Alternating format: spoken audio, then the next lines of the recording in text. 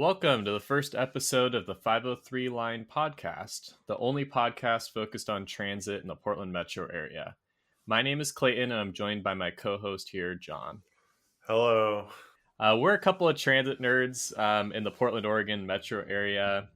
We've been talking about starting a podcast for a few years now, and we finally decided to do it. Mainly, we're going to focus on transit in the local area here, but we may at times discuss other transit projects and news. Each week, we plan to give an overview of one of the local transit systems here, as well as share our thoughts on it. We also plan to talk about any local transit news that may come up. And we might even talk about our favorite transit-related video games. So first, we're going to jump right in. We're going to talk about a speed run that we did last week on the Max light rail system that's here in the region. So John's going to tell you a little bit more about that. Yeah, so there's been a trend of speed running different transit systems, which means visiting every single station on the system, using the system, only that system and other public transit. So we decided to do one for our local system, the Max light rail.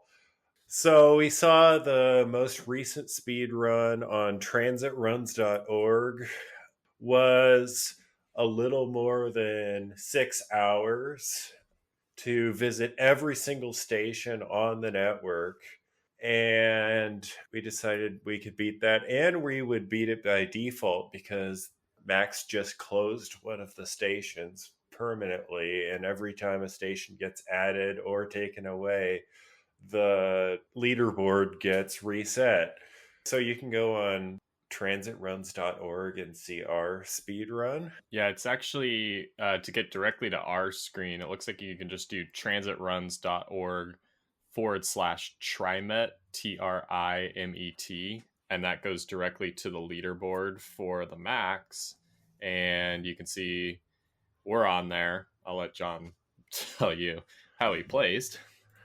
Yeah, so we thought that we would be by default number one because of the reset. And it turned out we did beat the current record by about 14 minutes. But shortly after, someone had submitted a run that we didn't see where they beat us by 4 minutes. So Ada P and Grace B were coming for you.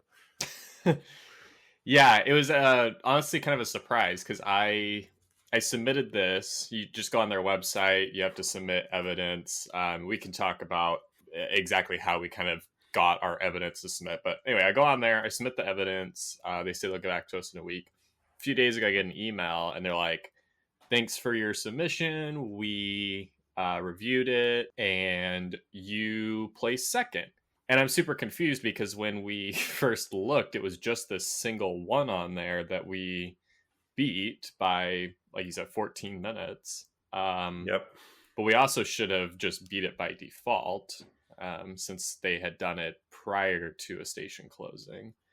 And so I was like, well, what's the first place? So I go on the website and I see that the date was that they did it was a couple weeks before us, but it just hadn't been uploaded. Even the day that we did the speed run, I went and looked, and it still wasn't there.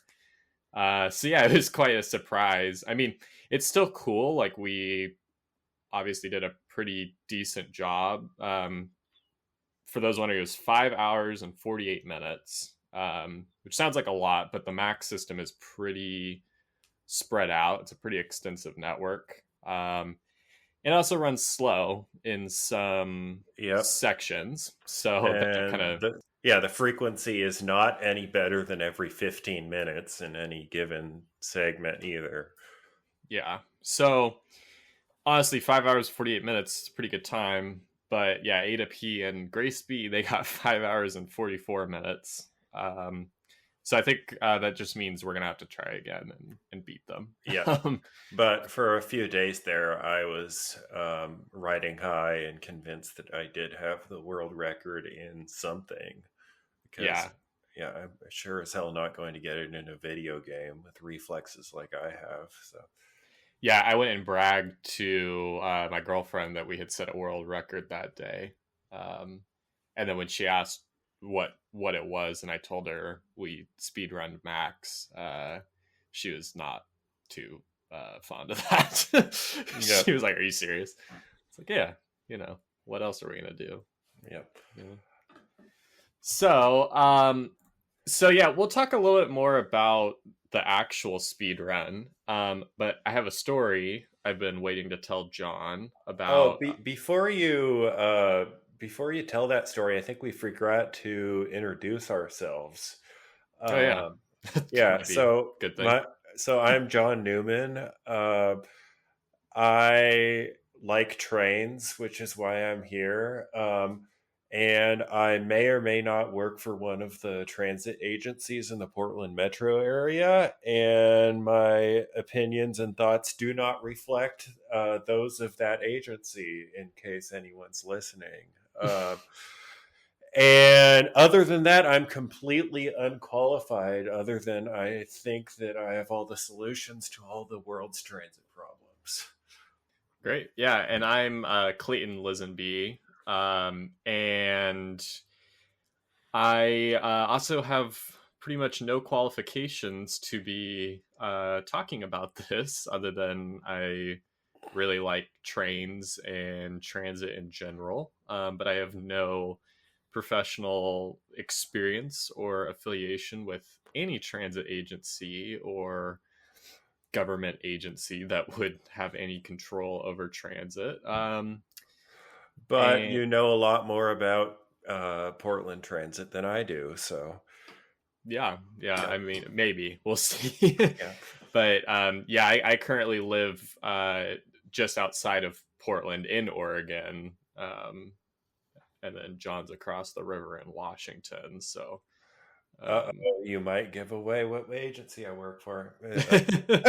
hey, I mean, you could Oh commute, yeah, I guess I could work for the Longview one or the Skamania County one. Yeah, or I Yeah. mean, you could drive down here to Oregon and Oh yeah, that's work for fine. any of these Yeah. agencies. So, Oh yeah. Anyway, Clayton, you should tell your story about getting to Denny's where we met for food before the run. yeah, so we had discussed starting our journey, our speed run at the Expo Center, which is in North Portland. Um, so we picked out a Denny's, which was in Jansen Beach, so just north of the Expo Center. We said we were going to meet there for breakfast and then start a speed run. So the day before, I decided I wanted to take transit all the way there. I was tempted to drive, but I was like, if we're doing a whole transit speed run, I might as well make a whole day out of it on transit. So I looked prior to see how to get there, and it just suggested taking a bus line that runs pretty close to where I live, into downtown Portland, and then transferring to the Max Yellow line, which goes to Expo Center, and then taking another bus to Jansen Beach, which I'll talk about in a minute. But I wanted to take it a little step further. So I decided I wanted to take the West Commuter Rail, which is in, well, the west side of Portland. That's part of where its name comes from. The West Side Express service. Yeah. So this is definitely something I want to talk about, probably in a future episode. My thoughts on Wes and the service in general. It's Um, interesting to say the least. yes. But anyway, I wanted to take that as much as I could for the journey. So I kind of finagled my transit app to give me a route with utilizing Wes. And it really only added like 20 minutes, which kind of surprised me because it's hard to really show without a map, but it's a little bit out of the way for the direction I was going. But yeah, so I ended up taking Wes to Beaverton Transit Center, took Max into downtown, and then took another Max line up to Expo Center. Um, So kind of the craziness of my trip really started that morning when I was thinking about how to pay for it. So we have in the Portland metro region, there's Hop Fast Pass, which is the kind of transit card that we use. What's nice about it is you can use a contactless credit card or use like contactless pay on your phone to pay for an adult fare. So I definitely could have and just should have done that. But I was like, why don't I get an actual hop card? And you can get a virtual one on your phone. If you do a hop card, you can also do the like honored citizen fares. So any sort of reduced fare, you have to use an actual hop card, which you can do it virtually, but it has to be a hop card, not a credit card. Um, so I was like, well, why don't I just try a hop card? I had one previously, and then I just stopped using it because the credit card's so much easier. And I had one through a previous employer that was free. So recently, I also switched from an iPhone to an Android. So I downloaded the app on my Android and I log into my account, and immediately the virtual card for my iPhone pops up. I first try to see if I can convert that into one on my phone. There's no option to do that. So I was like, okay, I'll just get a new virtual card on my phone and then I'll just transfer the balance over. And I think the balance was like nothing. Anyway, it was like a buck something. So it wouldn't And even pay this is for. all through the Hop app on your phone, right? Yeah. I'm doing all this in the Hop app right now. Okay, yeah. Yeah. So it won't let me transfer the card. And then it also won't let me get a new card. It says you can only have one virtual card on your account, which is kind of weird to me in general, but it's like, okay. So I was like, well, let me remove the virtual card from my account and then I'll just add a new one. So the only way you can really remove a card is by marking it lost. So I marked it as lost. I get like an email confirmation that's marked as lost. Then I go to add a new virtual card. And it still says you can only have one virtual card in your account, even though the other one's now inactive and marked as lost. At this point, I would have given up and created a new account. Oh, well, that's what I did. Okay. Actually, what I should have done at this point was just give up and just use a credit card. Um, but I was stubborn and really wanted to make this work. So then I got to make a new account, and I have multiple email addresses. So I go to like my next most used email address, and I go to make an account with that. And then I get like a notification that's like you already have an account with this email address, so you have to log in. I'm like, okay, I don't remember making an account, but I try a couple passwords, it doesn't work. I go to reset the password, I get an email with the code, I punch that in, I fill out all the stuff they want, and then I go to submit the new like password reset, and it says there is no account associated with this email. I'm like, what? So I go to make the account again, and it's still saying you already have an existing account with this email. Like, log in with it. So I did that whole process a couple times, and it's just like a roundabout loop of you have an account or you don't have an account. So I use a third email address that I have. Luckily, that one it didn't recognize in any fashion, so let me make an account. So now I've got a whole new fresh account. I go to add a virtual card, and then it apparently costs $3 to get a virtual card. This isn't even a physical card you can hold in your hand. It's creating No, something it's on the app. yeah, Okay. it's literally making ones and zeros on my phone, and I'm like, what am I Fun. paying money for? But okay, whatever. So now this is where this becomes pretty niche because this is not something most people would probably run into. But I had this like random like $9 Visa gift card that like T-Mobile had sent me a long time ago, and I was like, why don't I just use this because I can just put the $9 on the card and then yeah, I don't have to worry about that Visa card anymore.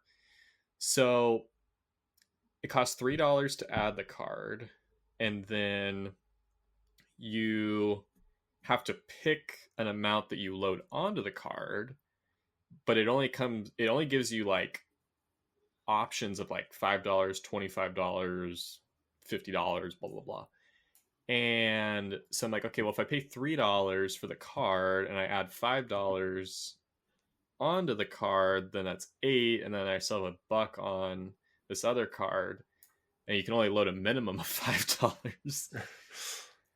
So I like loaded $8 on there, and then I had to go use another card to add more because there's really only 5 on there since 3 of them were taken out by the purchase fee or whatever. And I had to go use my own like regular credit card to add like another $5 since the fare, I think it's like what is it? It's Is it $2.90 is the normal fare on TriMet. Yeah. So I'm like, well, the $5 because I'm gonna end up doing it like a day pass isn't gonna be enough. So yep.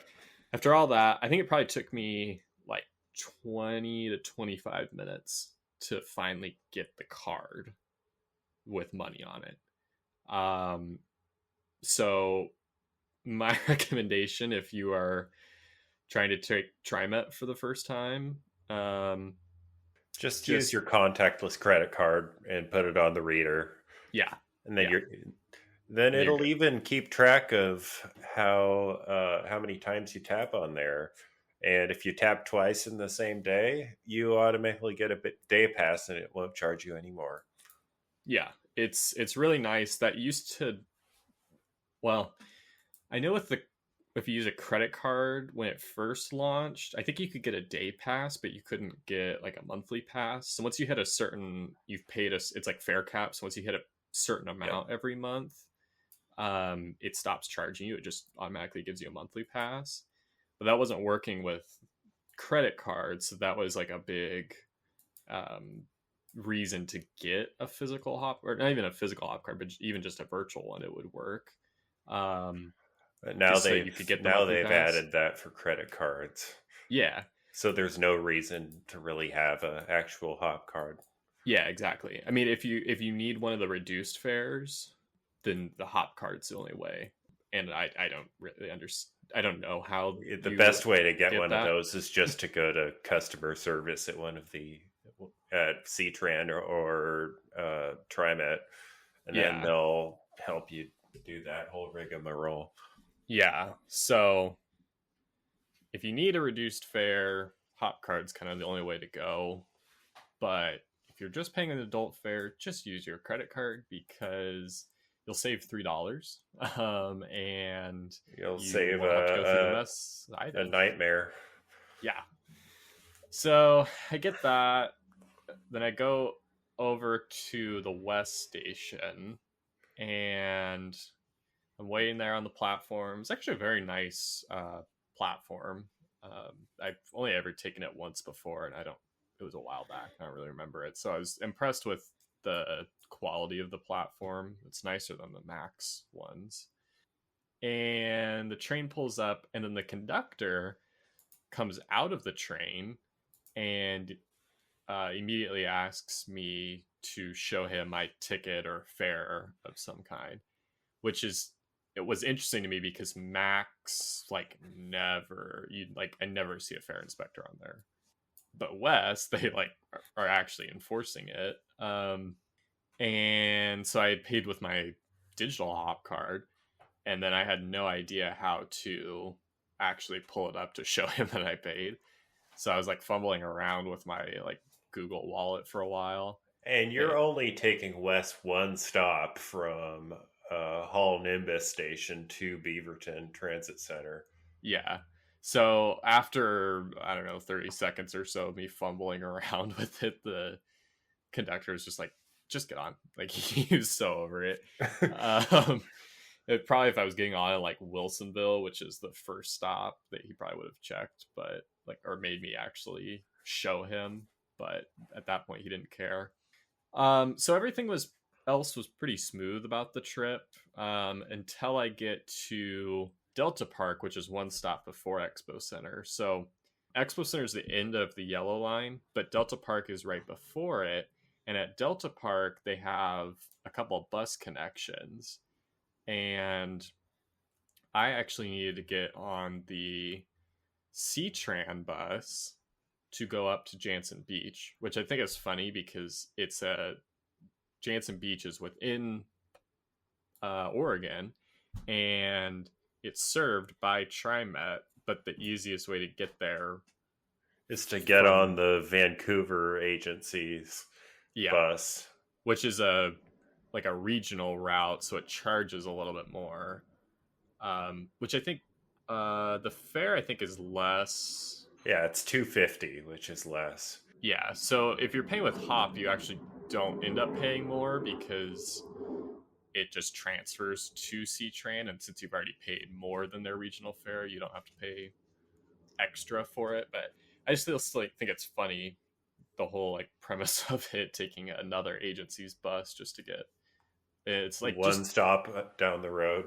Yeah, it's really close. It's just because it's over part of the Columbia River because you're going onto an island that you have to. It's kind of a little difficult to get over there.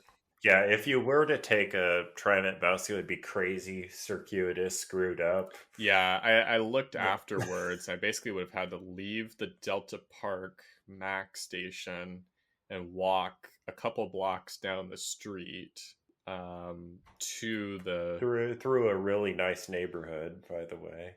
Yeah, it's that was sarcastic, just to be clear. It's not. Under a lot of freeway overpasses, which with the normal clientele. I'm looking Google Maps. There's some nice graffiti on there. Yeah, that's probably the nicest part of that whole area. The gas station that's right there can get really crazy. Yeah, so I would have had to wait like right outside that gas station. So not a great experience. So taking the C-Tran bus is probably the best bet.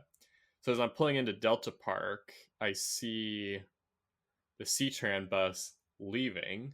It's going to be another, I think it was 15 minutes until the next one comes. So in a split second decision, I decided, you know what, I'm just going to ride all the way to Expo Center and then just walk across the bridge to get to Denny's. Well, that was a bad idea. You have to walk along basically a strode, but it's just industrial on it, to get to the on-ramp for I-5. And you have to walk along the on-ramp, which luckily does have a sidewalk. I didn't have to like walk on the shoulder or anything. Still not a great experience. But it's still walking alongside I-5. Yeah, you've got cars whizzing past you. And I literally put my earbuds in, put them on noise canceling just to cut down on the noise because it was so loud, it was hurting my ears. You gotta in order to get around the maze of freeway on ramps, you have to do a super weird circuitous route of paths. Yeah, if you go on Google Maps and look at the 99E interchange with I-5 up in North Portland right by the Expo Center, you'll see what I'm talking about. It's not a fun route.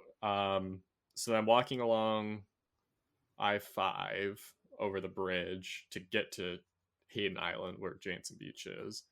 And I think I'm pretty much at the point where the off-ramp is for Jansen Beach, and that's where you take another kind of loop of sidewalk to get down to the island itself.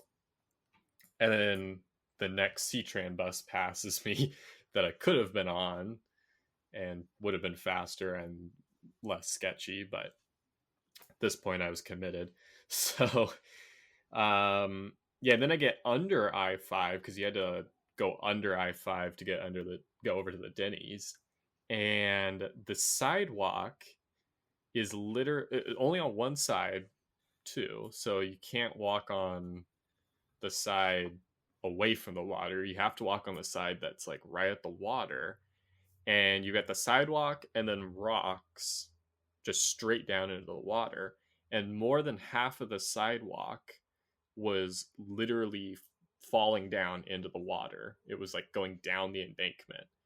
And so the actual sidewalk you could walk on was maybe less than a foot wide and was completely covered in trash, just the works. So you, I bet it smelled fabulous down there too. oh yeah, it did. Um, so I had to walk in the street, and luckily there's a lot of curves there, so traffic can't go too fast. But they were still not comfortable walking right next to cars that literally did not care that you were there at all and would not move over at all or slow down. And then probably the last eighth of a mile until you get to the Denny's, the sidewalk just disappears. So then there's literally no sidewalk, and then you just have to walk in the street still. Um, and then of course the Denny's had a no backpacks rule, and I had my backpack because I had water and snacks and like a battery pack to prepare for the speed run. So couldn't bring that in there. Luckily, John did end up driving, so I was able to keep my backpack in your car. But yeah, overall, it was not a fun journey. Yeah.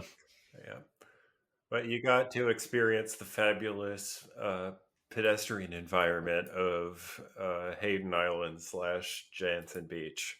Yeah, and I mean, a lot of like not very many people are really walking around there, but it's still just kind of sad that they haven't tried to make it any better, for the people that have to walk there, or even Yeah. just making it better so that people might actually choose to walk or take transit in that area.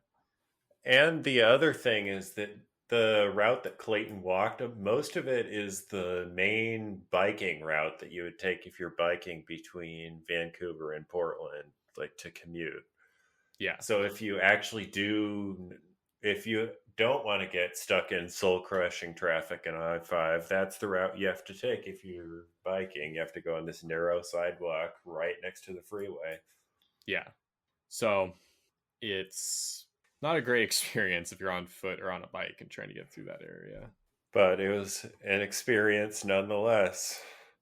Yes, I did it and I documented it so that whoever is listening to this can Make an informed decision on whether or not to do it. yes. um so yeah, I'm assuming they're saving some of the improvements until the new interstate bridge opens, if we ever get to that point. Yep. Hey, it's supposed to start construction in 2026, so we'll see if that happens. Yeah, we'll see. I'm pretty skeptical, but I guess we'll find out. So, our route for the speed run, well, we were going to start at the Expo Center, but you can't park there after 10 a.m. because then they start charging you for parking. So, we parked at Delta Park, took a train up to the Expo Center, and our speed run officially started when our train left the Expo Center. And we took the yellow line all the way down to Interstate Rose Quarter. And then we literally had to run across to the other platforms at Rose Quarter Transit Center, where we got on a red line train. And then we took that east up to the Portland airport. Then we got on the red line in the other direction and took that down to Gateway Transit Center, where we waited for. What did we do after that? Did we take the blue line? Yeah, we took a blue line to Gresham. Yeah. So we took the blue line all the way out to its eastern terminus at Cleveland Avenue in downtown Gresham. Then we hopped on the blue line in the other direction and went back to Gateway. Then we got on the next Green Line train down to Clackamas Town Center, and our plan after that was to take the 33 bus, which goes from Clackamas Town Center to Clackamas Community College by Oregon City via Milwaukee. So we would get on the Orange Line in Milwaukee and cut out significant portion of backtracking. And it worked out pretty well at Clackamas Town Center because the bus wouldn't come for 13 minutes. So we ran into the mall, used the bathroom real quick because we knew it was our only potty break opportunity, and then ran up to the bus station just north of the mall and caught that bus as it was leaving the transit center. And that actually cut out some backtracking in terms of walking because we didn't have to walk back there. We walked to the second stop of the line, which was that weird bus station just north of the mall. And so we got on the 33 bus, rode to Milwaukee. Oh, by the way, on the blue line, we saw some cute cats in a baby carriage, so that was cool. Oh yeah, I forgot about that. So yeah, we got off the 33 bus at Park Avenue, the southern terminus of the Orange Line. And we took the Orange Line all the way up into downtown. Did we ride it all the way up to? We took it all the way to Union Station. Yeah, Union Station in Old Town. Then we ran across a block to the Yellow Line. And this leads into part of the speed run is we have to hit both directions in downtown of the Yellow Line, Green Line / Orange Line. It's such a mess with the Orange Line and Yellow Line designation because they're the same line, but they have different colors in different places. And but yeah, the stations have different names, so we have to hit each station in a each differently named station, which means we have to backtrack a little bit. So we got off at Union Station and got on at the other Union Station The Fifth Avenue one, not the Sixth Avenue.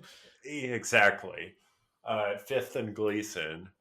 And we got on it was either an orange line or a green line, doesn't matter. And then got off at Portland State.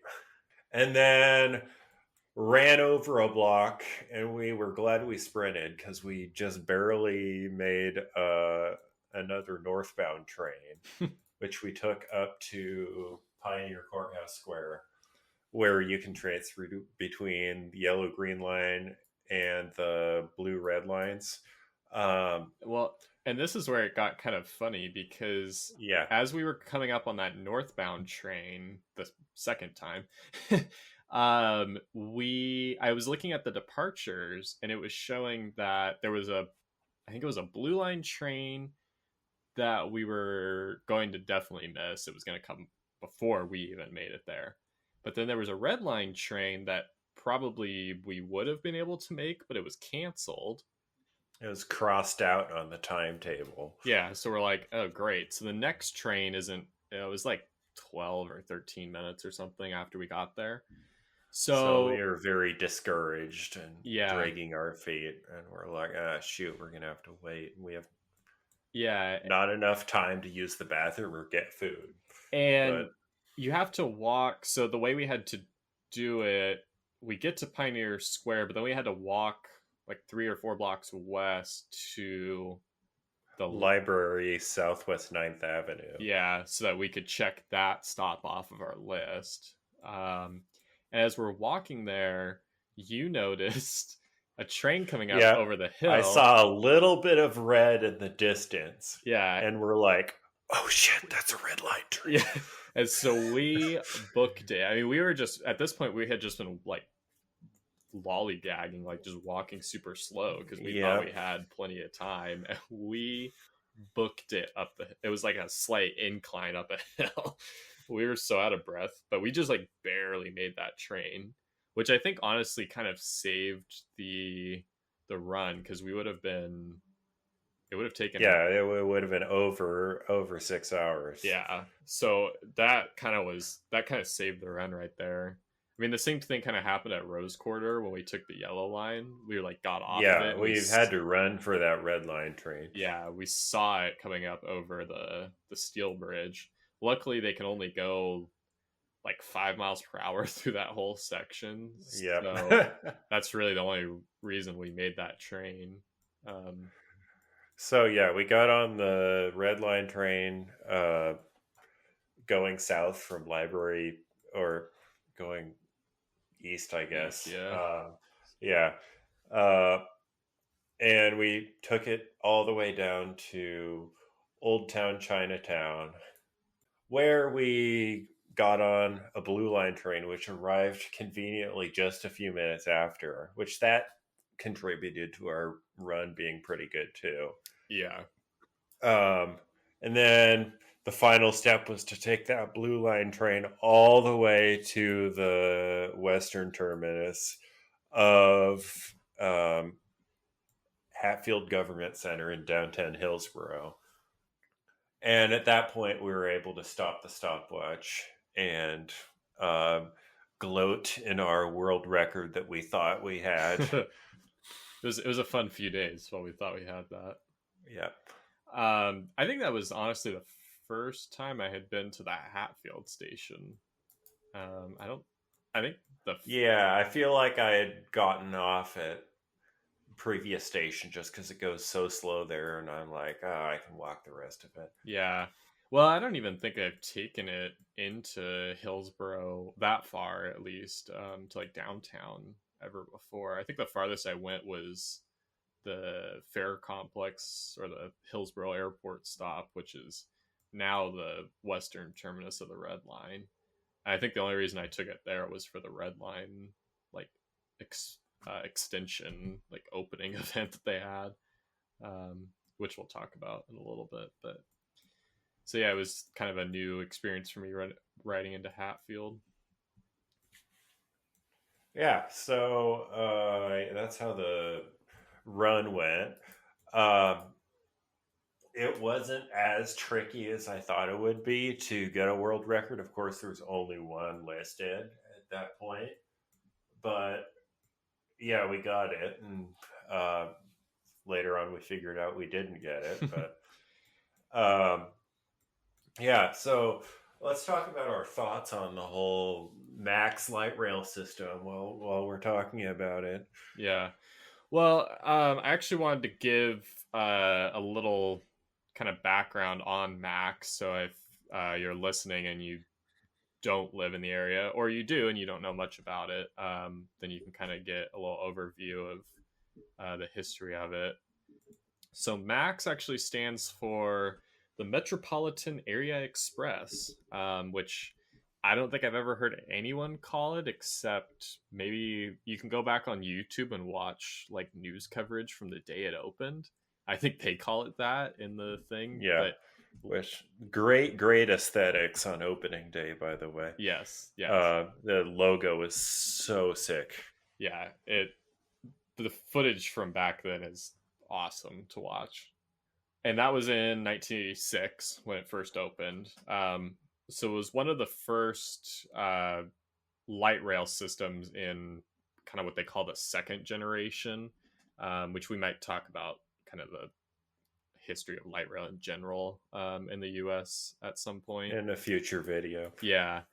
But it was one of the very first systems of this newer generation of light rail systems that have been opened across the country. It opened as a single line, which is now part of the Blue Line. So it started in downtown Gresham, and it ran all the way into downtown Portland. Shortly after that, in '98, they extended it to Hillsboro West.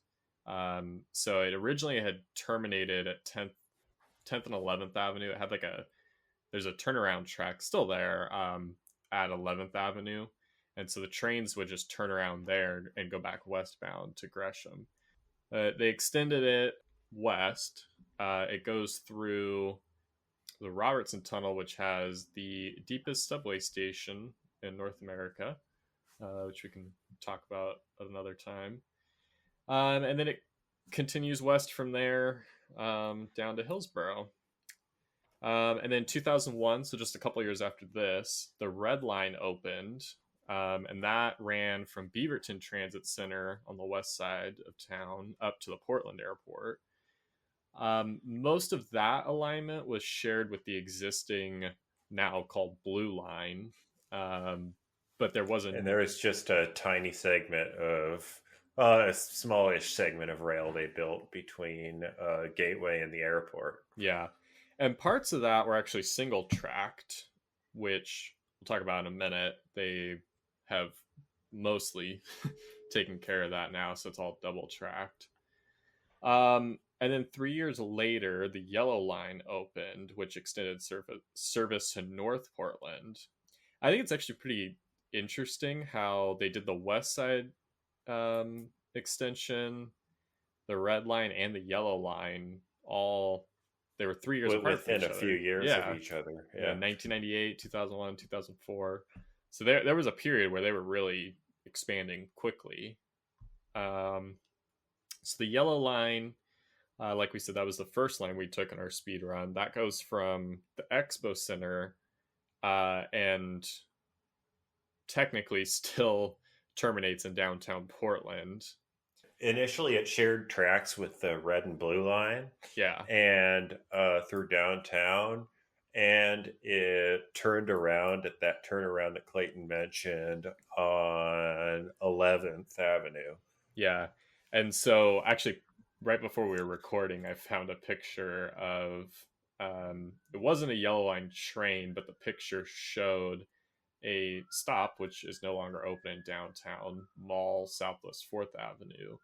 And the sign showed blue, red, and yellow line on it. So I guess it was about 5 years that they shared track down there. But it's kind of cool to see those signs.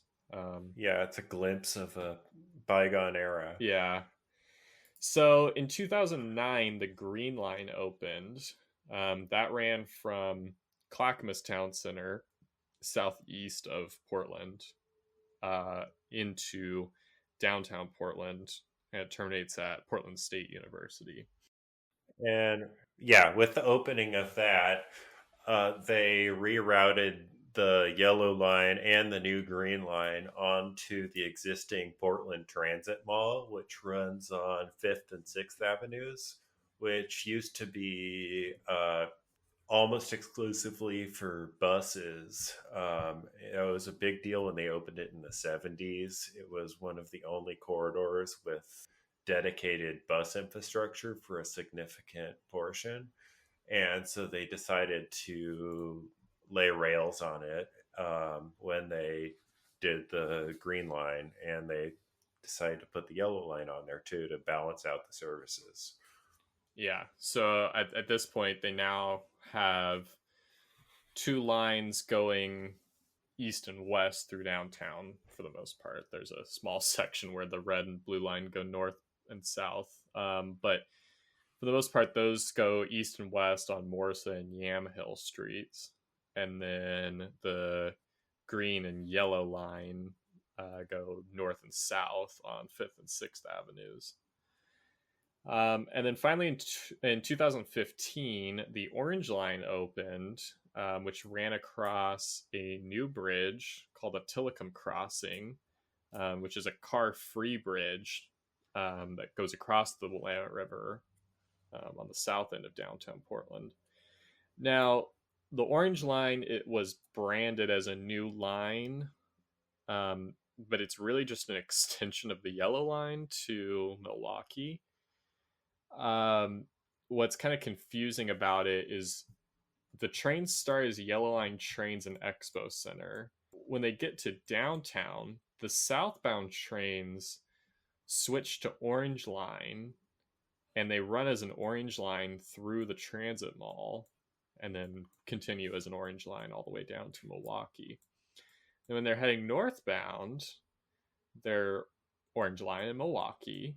And then when they get to the downtown transit mall at the first stop going northbound, it switches to a Yellow Line train. and then runs as Yellow Line all the way north to Expo Center. So technically, there are 3 lines on the transit mall since it technically has the green, orange, and yellow. Um, but it's really just the Yellow Line. Yep. They really wanted to say they had 5 lines in the system. Yeah.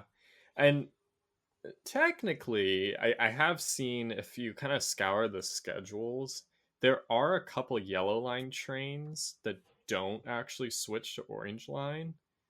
And they just turn around at PSU like the Green Line trains do. Yeah. And I want to say, like, at night, like a very late one, you can actually see there's a Yellow Line train that stops at all the southbound stations through the transit mall. So even though it's signed as only the Orange Line stops here, the Yellow Line one actually stops there. And I've never ridden it, but I would assume they like make announcements that, like, hey, this train doesn't go to Milwaukee. And yeah, I guess it turns around at the Green Line's terminus, and then I think it heads back to like Ruby Junction or something. But yeah, so there's really 4 lines on the max. They also just completed the Better Red project, which extended Red Line service to Hillsboro. Not all the way that the Blue Line goes. It stops at the Hillsboro Airport, which is also the fairgrounds for Washington County. So it pretty much stops right before the trains enter downtown Hillsboro. But that provided a lot of extra service on the corridor from west of Beaverton Transit Center, which has grown a Yeah. lot in the last couple decades.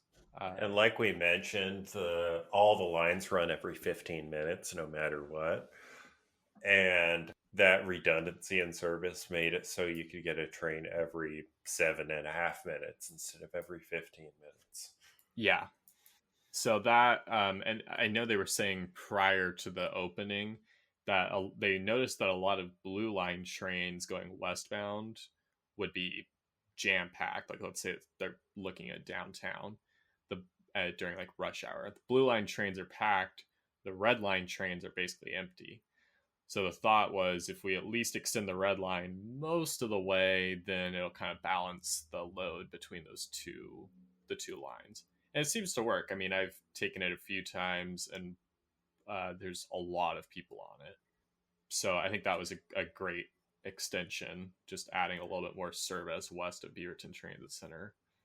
And the other thing that they improved with the Better Red is they got rid of a lot of the single tracking in the airport, in the portion between Gateway and the airport that they built with the opening of the Red Line, uh, where they got rid of a single tracked loop of track just south of Gateway, where Red Line trains had to crawl through a 90-degree corner.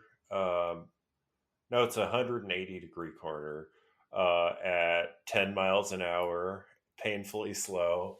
And it was especially bad with trains going westbound.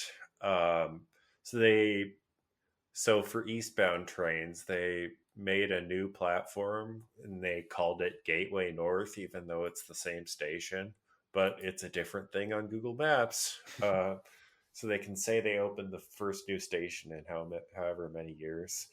Anywho, they have the trains stopping at that new station northbound or westbound, I mean, and then eastbound the trains still use the loop, but they're able to go a little bit faster and not painfully slow.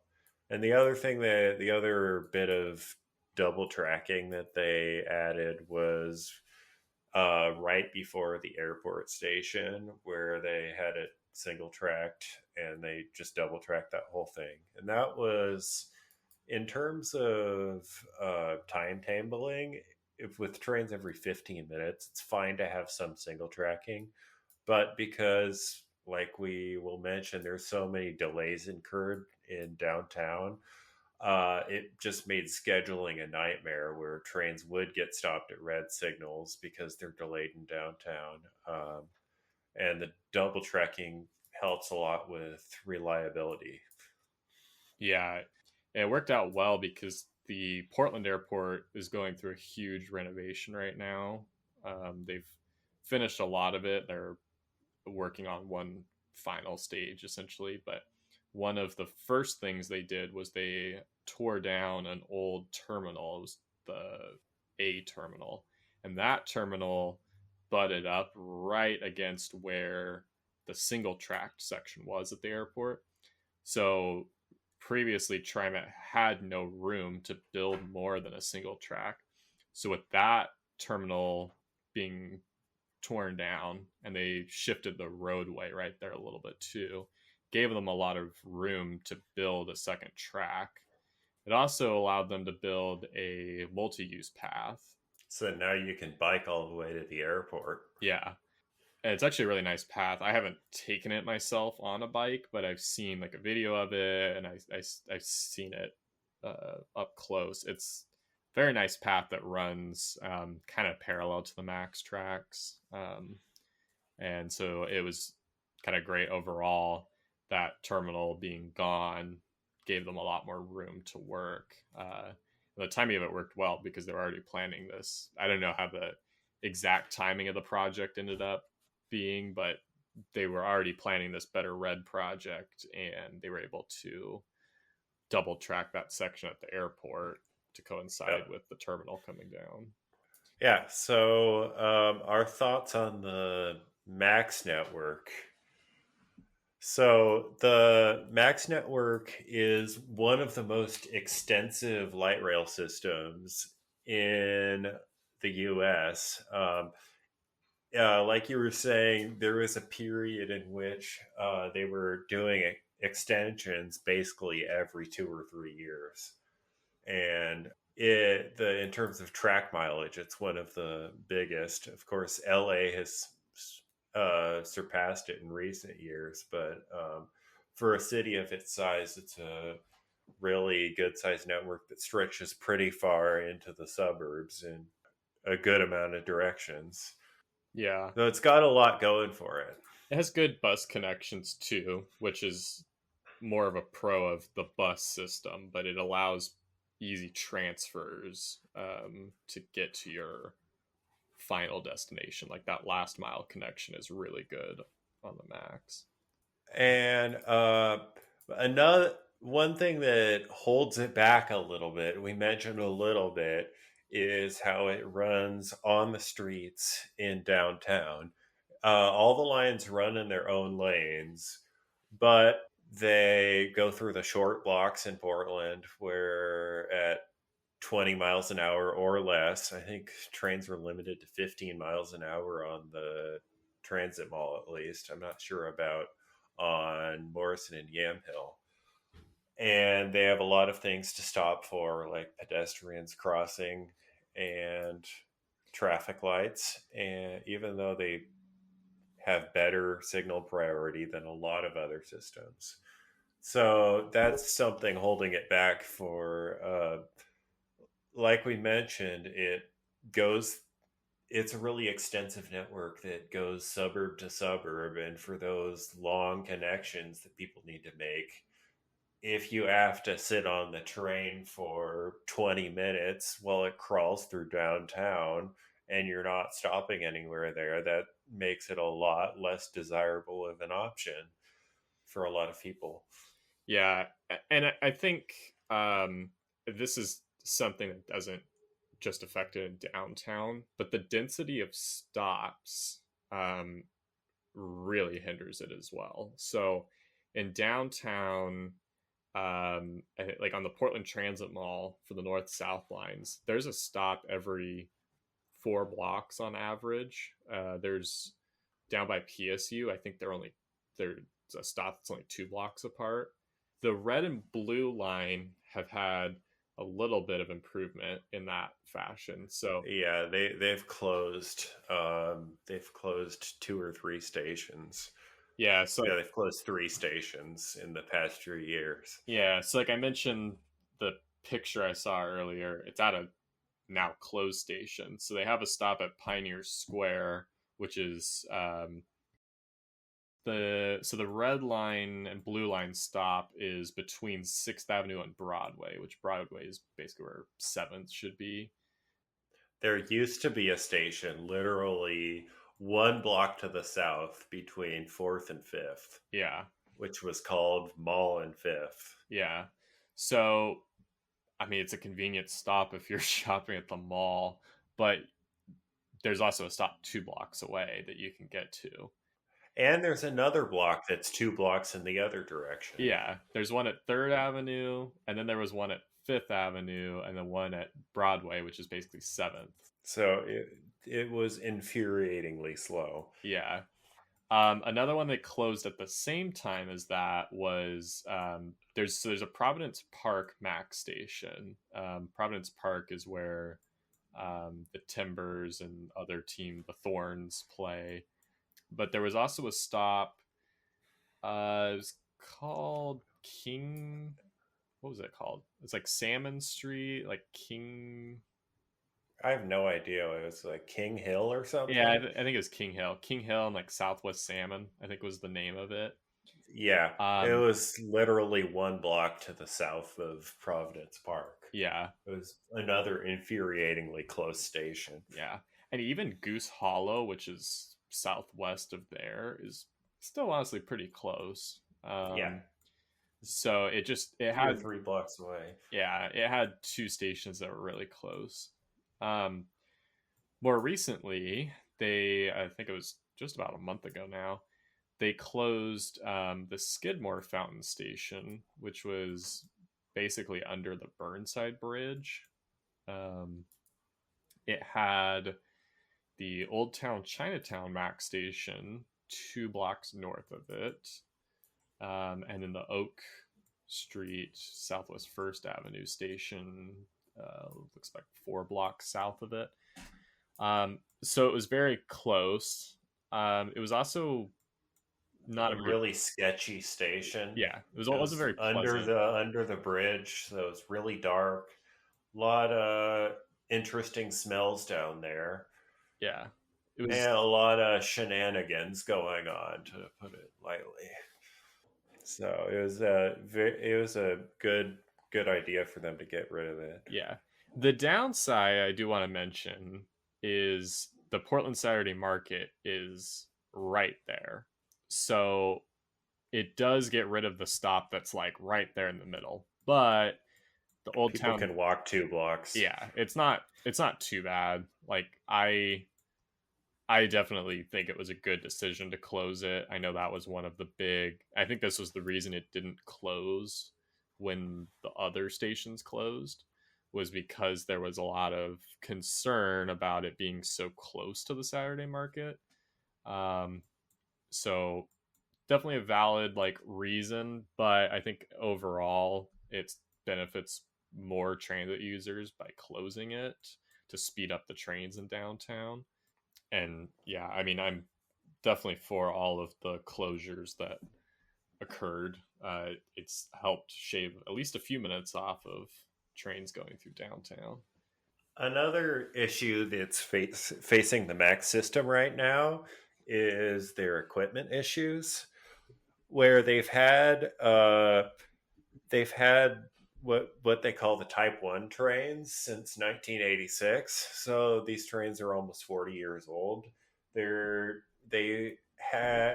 been used past their service life, and they're having to cannibalize parts off of other trains to keep these trains running.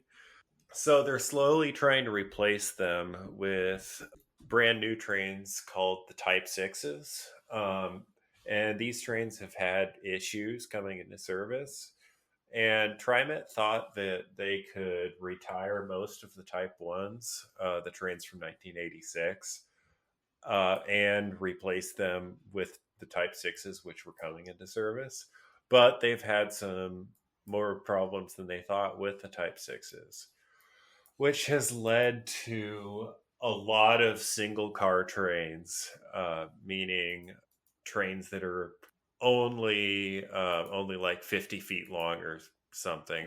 I don't know the length of it, but Yeah, I think it's like roughly 50 feet. And for context, Max only ever runs a maximum of 2 car trains, and that's due to the short blocks in downtown Portland. They can't fit.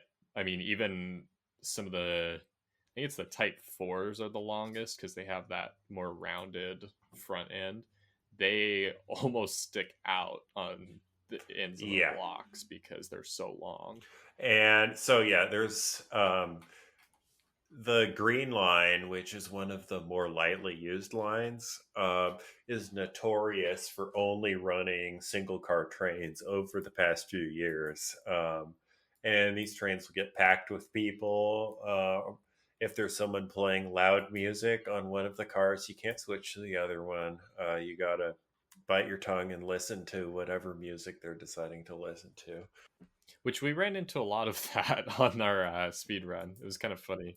There was one guy that was playing somewhat pleasant music, but most of it was I didn't want to listen. Yeah, he was listening to smooth jazz, which would put pretty good Yeah. mood music, but other people's music was anyway. Something we probably couldn't put on the podcast. Yeah. Anywho, yeah, single car. Oh, and the funniest thing is the Type 6 is the newest trains that are going into service right now.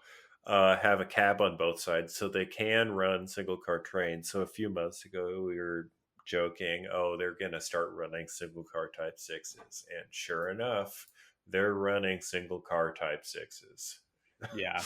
And to give like context to why we're saying like, oh, they can run single car Type 6s now, the Type 4s and 5s, which are basically the same models, the Type 6, they're Siemens S70s, 700s, whatever they're calling them today. Yeah. I think they call the Type 4s S700s and the 5s and 6s S70s, which they're Yeah, it's the other way around. it's the other, okay, whatever. but they're like basically the exact same train. The difference with the 70s are the Type 4. Yeah. So the biggest like noticeable difference between them is on the S70s, the Type 4s on the Max. They have a more rounded end on them, whereas the S700s, Types 5s and 6s have a short, stubby end on them. Yeah, it's kind of almost flat, slight curve on the front, and then it has like a pretty drastic curve on the top to kind of curve into the roof, versus the other ones are a nice smooth curve, which I don't know any operators personally, but just reading stuff, they seem to like the 5s and 6s better with the more sharp curve, better for like visibility. They said it's kind of hard to see out of the Type 4s, but the Type 4s and 5s, they didn't put a cab on both sides of the train. So in the middle of the train where they couple the 2 cars together, TriMet actually custom ordered the vehicles from Siemens to have seating in the middle. So where the cab would usually go, there's seating and like an open windshield that you can see through. So it's kind of cool from a rider's perspective because it gives more room to sit, and it's also kind of a cool place to sit because you can see into the other car. The funny thing is those windshields are always disgusting because they can't, well, I shouldn't say they can't, they definitely could, but they don't clean the windshields in those two, between those cars where they're coupled together. Yeah. So when TriMet ordered the Type 6s, for whatever reason, they've decided they put a cab on both ends of it. Yeah. Which, and so that's why we're joking, oh, they're going to run single cars. And from an operations perspective, I think it makes sense because it gives you more flexibility with your operations, as we can see, because they're running single car Type 6s. But I think it's probably easier for Siemens because they don't have to like custom make a train specifically for TriMet that doesn't have the cab, and then they have to make seating specifically for it. But yeah, so they've been phasing out Type 1 trains faster than they're getting Type 6 trains. Some of that I'm assuming they don't have much control over, because those Type 1s Yeah, are they have so, some problems out of the factory. yeah. The Type 1s are so past their end of life expectancy that they're probably having to retire a lot of them, just because they can't work on them anymore. They don't have the parts. But the Type 6s, and they haven't really been very forthcoming about what's causing all the issues on the Type 6s. There's some speculation, but it for the first one to launch, it was way later than It was they. way after they said they were going to have all of them in service. Yeah. Now I don't know Or how many they have in service today, but it seems like a decent amount. But we even saw yeah, I on, think they're making progress. yeah, we even saw during our speed run at Hatfield, there was a test train parked there, so they were testing another two car. Was it a two car, or is it just one? Yeah, yeah. It was another two Type 6s Yeah. coupled together. So I think they have to run them like 5,000 miles on the system before they'll actually put it in service. So hopefully that one's close, and they're close to getting the rest of them in I service. have some nice new shiny trains. Yeah. So another thing that is holding the Mac system back is the frequency of service, where all the lines run every 15 minutes, which is honestly not good enough in a lot of areas, especially on the blue line, which gets really heavy ridership and goes through a lot of areas where it's not equitable to provide that poor of service. Uh,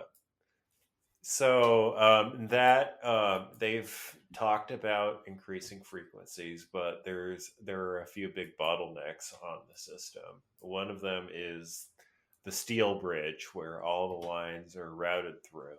It's a old bridge from I think the original one was from, I think it's from like 1905 or something. I'm just spouting off information Yeah. I don't know. It's definitely more than I'm 100 years old.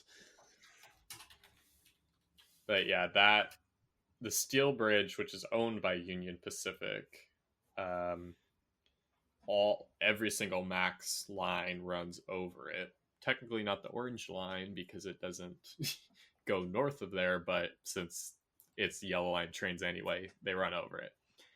1912. I'm talking out my ass, giving bad information. Still, it's old. Yeah. But yeah, the steel bridge, the trains go painfully slow over it. I think partially because it's so old, and partially because it has a moving span to allow boat traffic to pass under it on the Willamette River. It also has freight trains and Amtrak trains that run on the lower span. On the bottom deck. Yeah. But that's a huge bottleneck, because they have to go so slow over that section, and the number of trains that can run over it is limited as well. Yeah, I think it's 2 trains at a time, but I don't know for sure. I think it's in either direction, so they'll have like one train going westbound, one going eastbound. But I think at one point it was actually limited to one train. But now I've so seen yeah, that's a big. And a few years ago, there was maybe it was just 1 or 2 years ago, there was an incident where a train derailed, and a freight train. They had to close down the whole bridge for a few days. It was not a Max train; it was a Union Pacific train. So that was really fun. So if that bridge is out of service for any period of time, the whole Max system comes crumbling down. Yeah.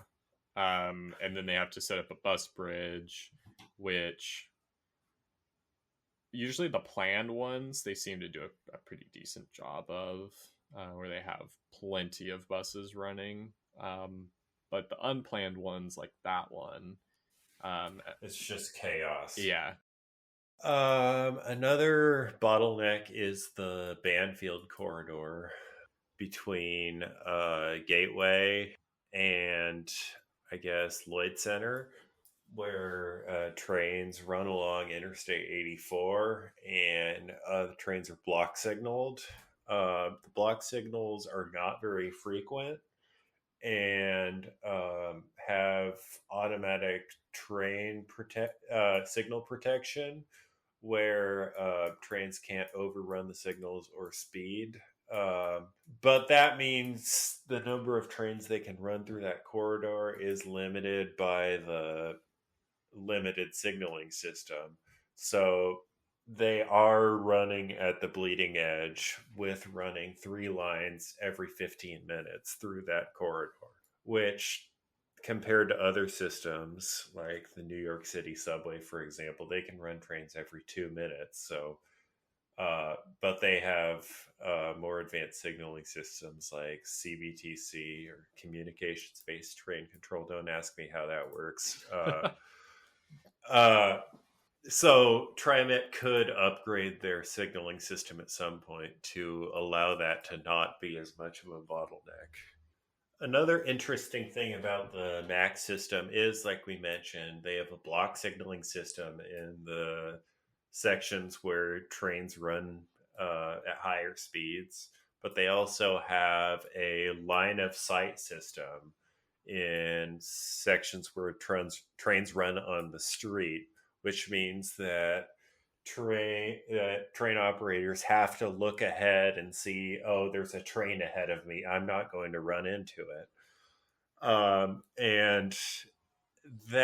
they basically look at traffic lights in order to tell whether they can go or not and not run someone over.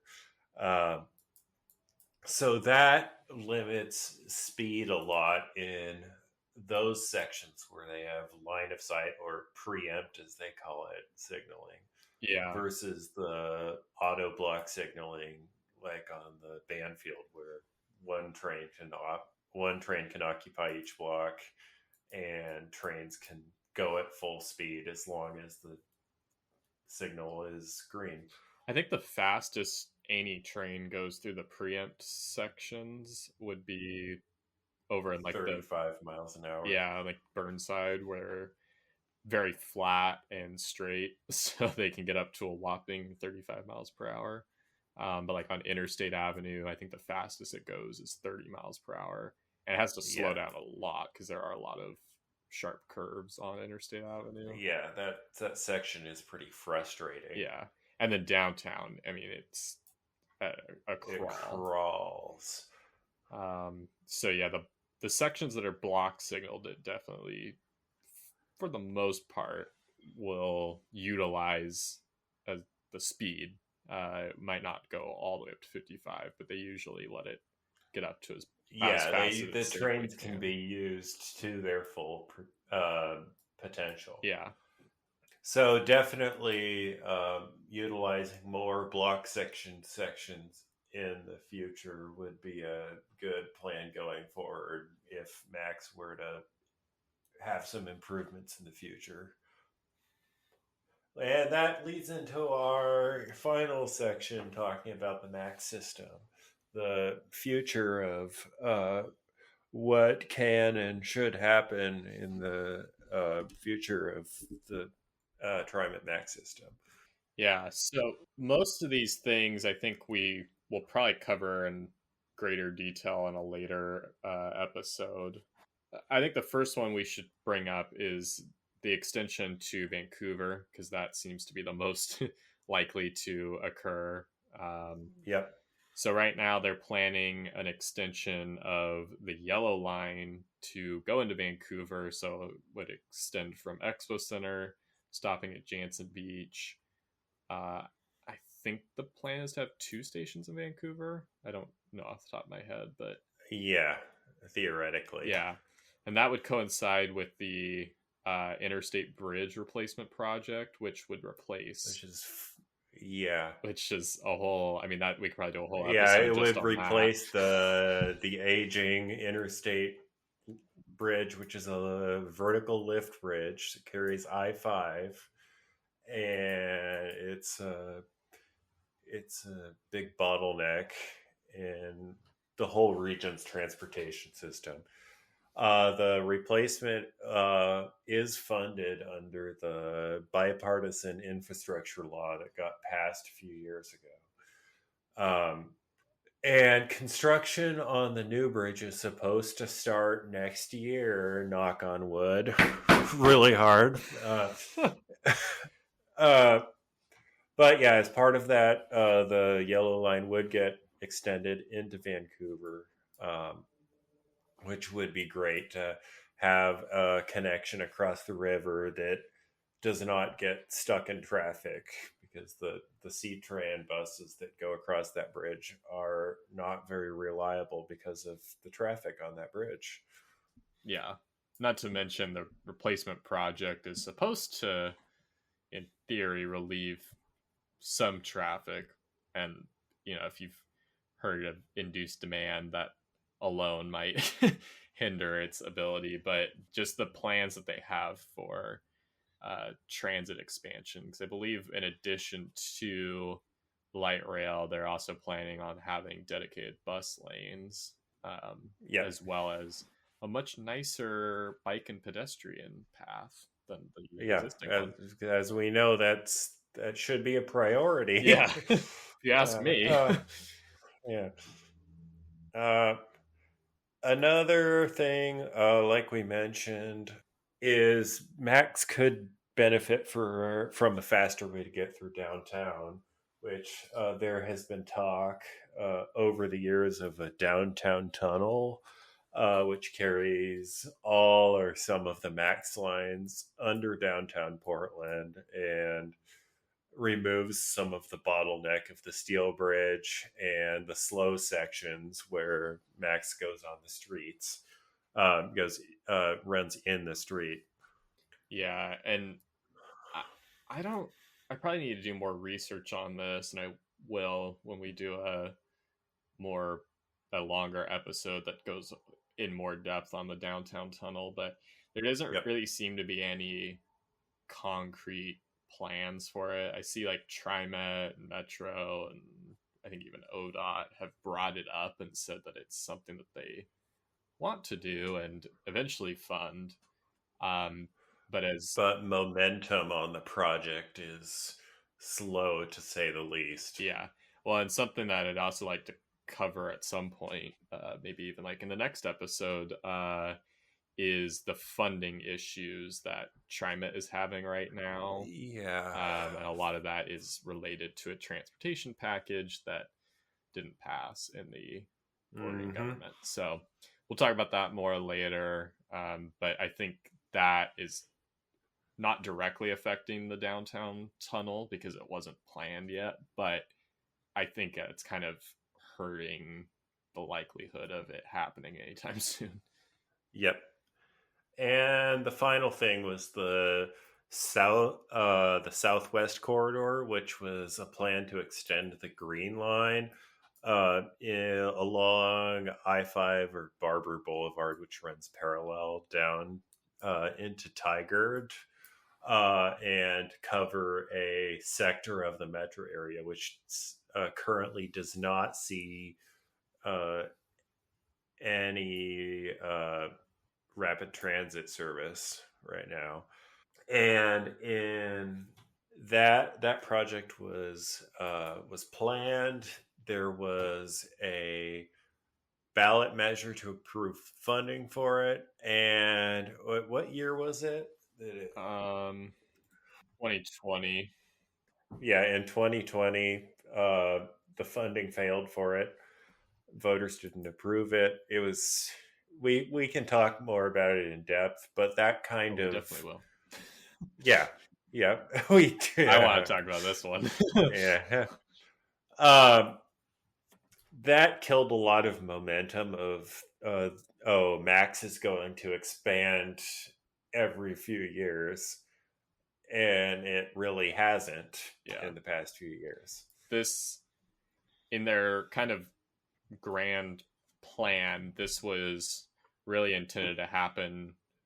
Construction begin shortly after the completion of the Orange Line, and there were multiple delays that led to it not happening, and then the vote coming in 2020, which did not pass.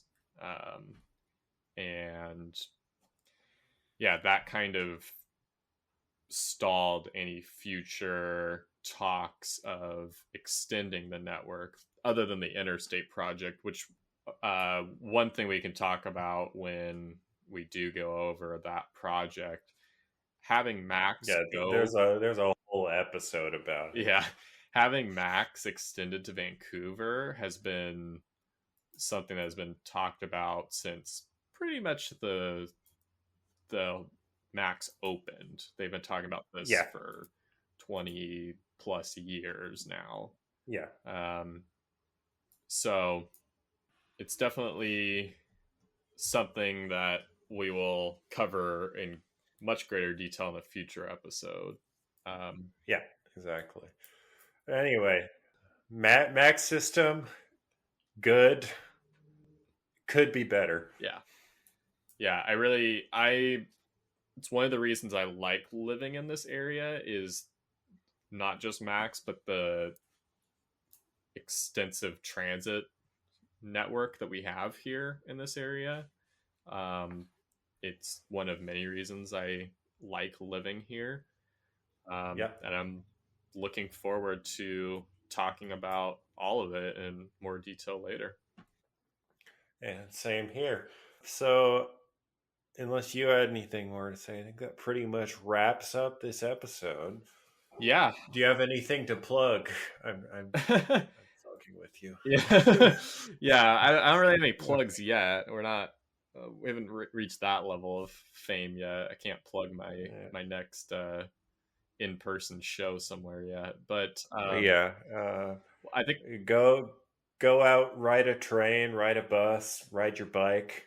Expect to see an episode from us probably every week, I think, is what we're going to aim for. Obviously, we this isn't our full-time gig, so there may be a gap where we can't post 1 week, but subscribe to my OnlyFans. Yeah, what's it called? Train Lover 69. Oh, perfect. All right. Well, oh no, I'm not going to talk about that. Okay. Yeah, I might get taken down. Well, I'll make sure to look that up once we're done here. But okay. But yeah, expect to see us on posting on a weekly cadence, and we'll probably get some other things set up shortly. This will probably go up on YouTube, but eventually we'll probably get an email set up that you guys can contact us at if you want to see something on the show for us to talk about. You have some cool information for us, or you're just correcting us because we're idiots and said something wrong. Great. But yeah, we'll probably get some more stuff set up, and we're looking forward to doing more of this. Yep.